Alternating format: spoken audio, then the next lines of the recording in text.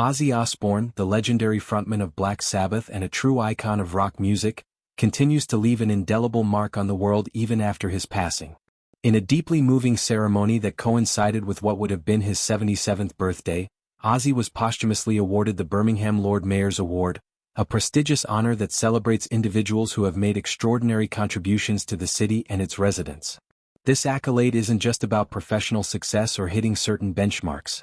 It's reserved for those rare souls who go above and beyond, pouring their heart and soul into something greater than themselves.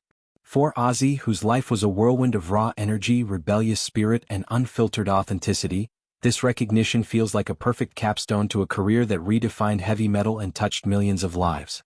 The award presentation unfolded with a profound sense of community and gratitude, drawing together family, fans, and city officials in a celebration of Ozzy's unbreakable bond with Birmingham, the gritty industrial heartland that shaped him into the Prince of Darkness.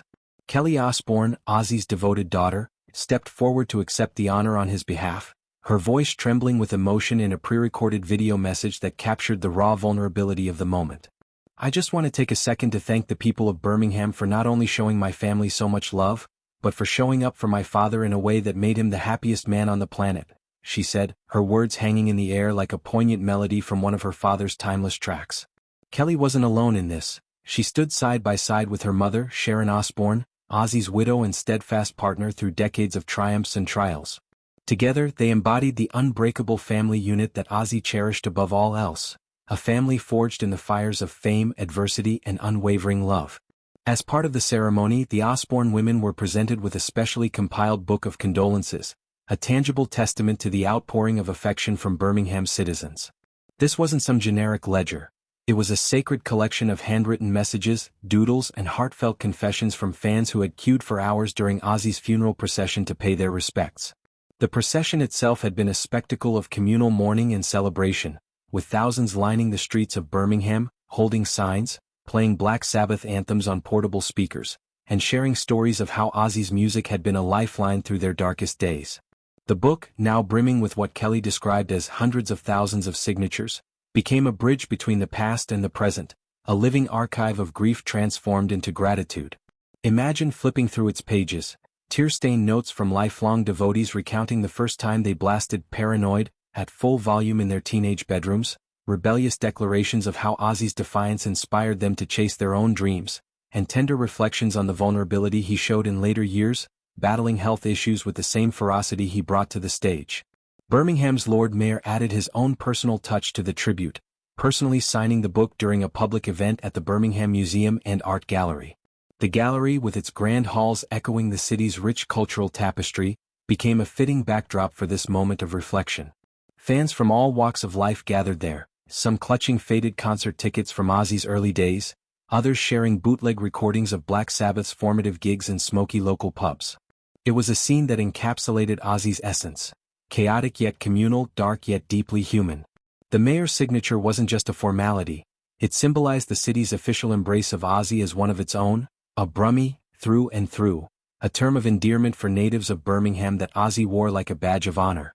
Kelly's message delved deeper into the emotional core of the event, painting a vivid picture of her father's unyielding pride in his roots. "The one thing that my father was most proud of is that he was a Brummie, and Birmingham has done him proud," she concluded, her voice cracking with a mix of sorrow and joy.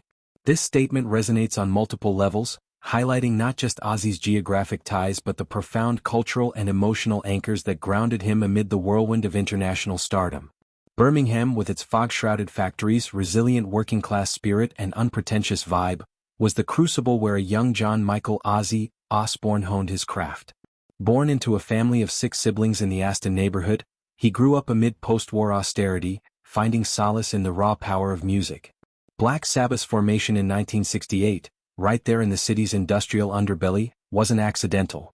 It was a sonic rebellion against the monotony of factory life, channeling the alienation and fury of a generation into riff-heavy anthems that would echo across the globe. To truly appreciate this posthumous award, one must rewind to Ozzy's meteoric rise and the indelible legacy he built. Black Sabbath's self-titled debut album in 1970 introduced the world to a sound that was equal parts terrifying and exhilarating, heavy, down-tuned guitars courtesy of Tony Iommi, thunderous bass from Geezer Butler, and Bill Ward's propulsive drums, all crowned by Ozzy's haunting, otherworldly vocals. Songs like Iron Man and War Pigs didn't just rock, they protested, they prophesied, they pierced the soul. Ozzy's stage persona, that wild-eyed madman biting the heads off bats and doves, whether intentionally or not, became the stuff of legend, turning concerts into ritualistic gatherings where fans shed their inhibitions and embraced the catharsis of heavy metal. But Ozzy was far more than shock value and shredding solos. His solo career, launching with the blistering Blizzard of Oz in 1980, showcased a maturing artist grappling with fame's demons, addiction, loss, and the pressure to remain relevant. Tracks like Crazy Train became anthems for the dispossessed, a rallying cry for anyone derailed by life's tracks. Through it all, Sharon was his North Star, transforming him from a sideline Sabbath singer into a solo supernova. Their love story, fraught with tabloid scandals and health scares, was the heartbeat of the Osbournes, the reality TV juggernaut that humanized rock royalty for a new generation. And the children, Kelly, Jack, Amy, they grew up in this maelstrom, emerging as resilient voices in their own right, advocating for mental health and carrying the family torch.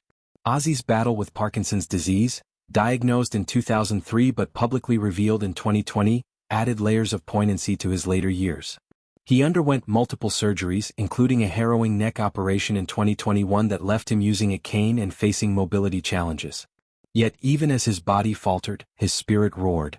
His final album, Patient Number 9 in 2022, featured collaborations with heavyweights like Eric Clapton and Jeff Beck, proving that age and ailment couldn't dim his fire. When he passed in July at 76, the outpouring was global, but nowhere more intense than in Birmingham.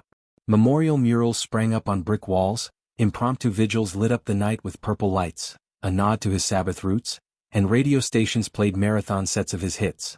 This Lord Mayor's Award,